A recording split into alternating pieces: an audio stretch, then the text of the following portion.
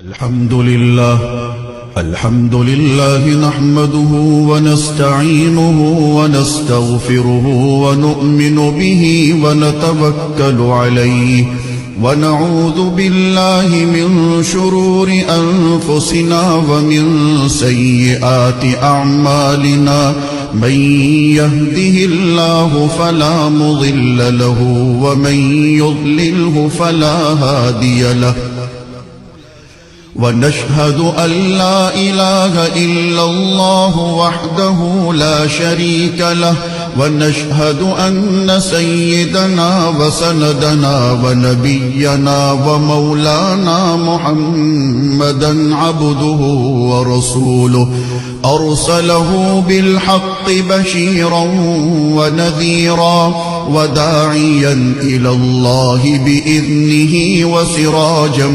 منيرا وصلى الله تعالى على خير خلقه محمد وعلى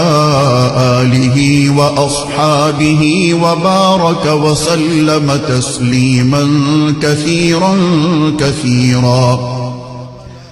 أما بعد فأعوذ بالله من الشيطان الرجيم. بسم الله الرحمن الرحيم. إن الله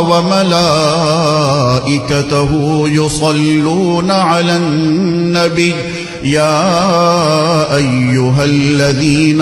آمنوا صلوا عليه وسلموا تسليما.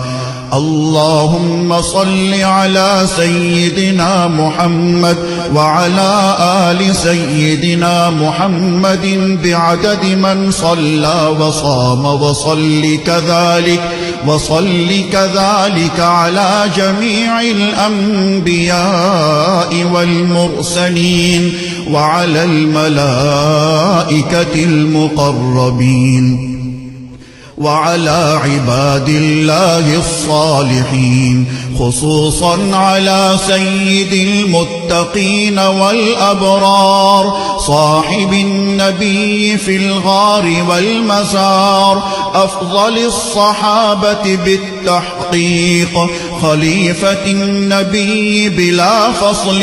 إمامنا أبي بكر الصديق رضي الله تعالى عنه وعلى الناطق بالصواب والعادل بالكتاب إمامنا بالحق عمر بن الخطاب رضي الله تعالى عنه وعلى صاحب الحياء وناشر القرآن الشهيد المظلوم حين تلاوة الفرقان عثمان بن عفان رضي الله تعالى عنه وعلى صاحب السيف والقضاء وناشر العلم والهدى أسد الله الغالب إمامنا علي بن أبي طالب رضي الله تعالى عنه وعلى السيدين السندين السعيدين الشهيدين أبي محمد الحسن وأبي عبد الله الحسين رضي الله تعالى عنهما وعلى سيدات الطاهرات بنات النبي المصطفى وأهل بيته المطهرة رضي الله تعالى عنهن